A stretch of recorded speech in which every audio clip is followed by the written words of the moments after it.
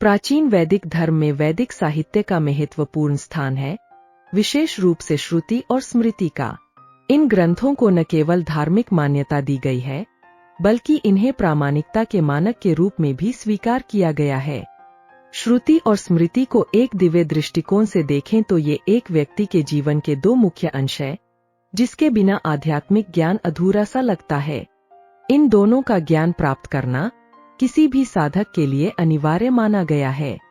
भारतीय साहित्य में श्रुति और स्मृति दो प्रमुख श्रेणियां हैं। श्रुति साहित्य क्या है? श्रुति का अर्थ है जो ज्ञान परंपरा ऋषियों द्वारा सुनी गई है। इसे वेदों, उपनिषदों और अन्य धार्मिक ग्रंथों के रूप में माना जाता है। श्रुति ग्रंथों को दिव्य सत्य के रूप में देखा जाता है और ये भारतीय धर्म, संस्कृति और दर्शन के आधारभूत सिद्धांतों को व्यक्त करते हैं। श्रुति से संबंधित कुछ प्रमुख ग्रंथ हैं, जैसे वेद या संहिता, ऋग्वेद, सामवेद, यजुर्वेद को त्रय कहा जाता है और अथर्ववेद चौथा वेद कहलाता है। ब्राह्मण ग्रंथ वैदिक कर्मकांडों और आचार के नियमों को स्पष्ट करते हैं। आरण्यक ग्रंथ जंगलों में रहकर रचे गए ग्रंथ हैं। उपनिषद वेद के अंतिम भाग होने से वेदांत कहलाते हैं। स्मृति ग्रंथ क्या है? स्मृति का अर्थ है जो याद रखा गया है। यह मानव द्वारा रचित साहित्य है, जिसमें पुराण, महाभारत, रामायण, धर्मशास्त्र आदि शामिल है। स्मृति ग्रंथों को श्रुति की तुलना में कम दिव्य माना जाता है, लेकिन ये ग्रंथ तत्कालीन युग के सामाजिक, नैतिक और दार्शनिक विचारों को समेटे हुए होते हैं। स्मृति से संबंधित कुछ प्रमुख ग्रंथ हैं, जैसे महाभारत, रामायण, पुराण जैसे भगवतम पुराण, विष्णु पुराण और धर्मशास्त्र, मनुस्मृति, याज्ञवल्क्य स्मृति इत्यादि। संक्षेप में श्रुति और स्मृति दोनों भारतीय साहित्य के महत्वपूर्ण हिस्से हैं, जो धार्मिक, नैतिक और सांस्कृतिक धरोहर को संरक्षित करते हैं। श्रुति जीवित परंपरा का प्रतिनिधित्व करती है, जबकि स्मृति मानव रचनात्मकता और विचारों का संग्रह है। दोनों का अध्ययन भारतीय संस्कृति और उसके मूल्यों को समझने में सहायक होता है। प्राचीनतम प्रकट ज्ञान, वेद या श्रुति की प्रामाणिकता पर कभी विवाद नहीं हुआ। इसे प्राचीन हिंदुओं के धर्मों और धार्मिक प्रथाओं का जीवन स्रोत माना जाता है। श्रुति और स्मृति के बीच का संबंध एक अनिवार्य परस्पर सहयोग का है, जहां श्रुति के ज्ञान के अभाव में स्मृति का महत्व कम हो जाता है। लघुहृत संहिता के अनुसार श्रुति और स्मृति ईश्वर द्वारा बनाई गई ब्राह्मणों की दो आंखें हैं। आध्यात्मिक दृष्टि में अगर व्यक्ति किसी एक के ज्ञान से वंचित हो तो उसे एक आंख वाला कहा जाता है, और अगर श्रुति और स्मृति दोनों के ज्ञान से वंचित हो तो उसे अंधा ही कहा जाता है। स्मृति शास्त्र मुख्य रूप से सांस्कृतिक जीवन के तरीकों, आचरण और व्यवहार पर केंद्रित है। इन ग्रंथों में तीन प्रमुख धाराएं दी गई है: आचार, व्यवहार और प्रायश्चित। संस्कारों को समाज के स्तंभ के रूप में देखा गया है, जो हमारे शारीरिक और मानसिक स्वास्थ्य को बनाए रखने में मदद करता है।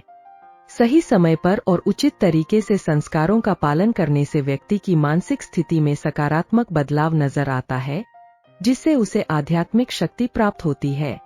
यद्यपि आज की नई जनरेशन इसे भूल चुकी है कि संस्कार क्या होते हैं। श्रुति, स्मृति और पुराणों के बीच विसंगति के मामलों में पूर्व को निर्णायक माना जाना चाहिए, जबकि स्मृति को उन सभी विषयों में प्राथमिकता दी जानी चाहिए जहां उनके और पुराणों के बीच मतभेद हो। स्मृति शास्त्र में तरीके और आचरण पर विशेष रूप से विचार किया गया है, क्योंकि वे एक सांस्कृतिक जीवन का सार है। प्रमुख स्मृति ग्रंथ तीन भागों में विभाजित है: आचार, व्यवहार और प्रायश्चित। संस्कारों के भाग, संस्कारों को सामाजिक आचरण का आधार बताया गया है। इन संस्कारों को सही समय पर और उचित तरीके से करने से मंत्रों की सहायता से शारीरिक और मानसिक मलिनता दूर हो जाती है।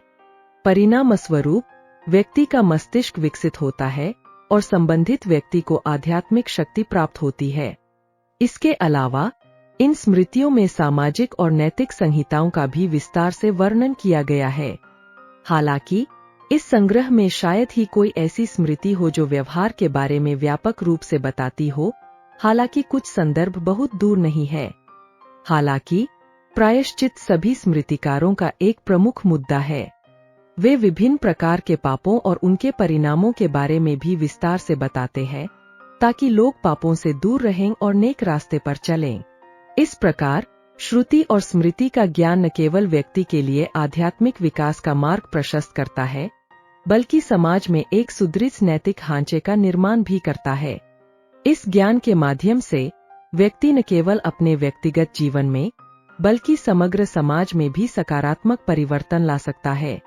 इस दृष्टिकोण से श्रुति और स्मृति की अनिवार्यता को समझा जाना चाहिए। आज भारतीय समाज में श्रुति और स्मृतियों का प्रभाव समाप्त हो गया है। स्मृति ग्रंथों में आचरण के कई नियम भेदभावपरक और शोषण में सहायक सिद्ध होने से अंबेडकर साहब ने मनुस्मृति को जलाया था। तथापि तत्कालीन समाज के नियमन में सहायक बहुत से नियम आज भी मानवीय आचरण में सहायक है। ब्राह्मण परंपरा में कुछ वर्गों द्वारा आज भी इनका अध्ययन किया जाता है और इसके आधुनिक युग के युगानुकूल सार्थक ज्ञान को बचाने पर जोर देते हैं। कबीर के द्वारा कहा भी गया है कि साधु ऐसा चाहिए जैसा सूप सुभाए, सार सार को गही रहे, थोथा देई उड़ाए। अर्थात इस संसार में ऐसे सज्जनों की जरूरत है जैसे अनाज साफ करने वाला सूप होता है, जो सार्थक को तो बचा लेते हैं और निरर्थक को उड़ा देते हैं।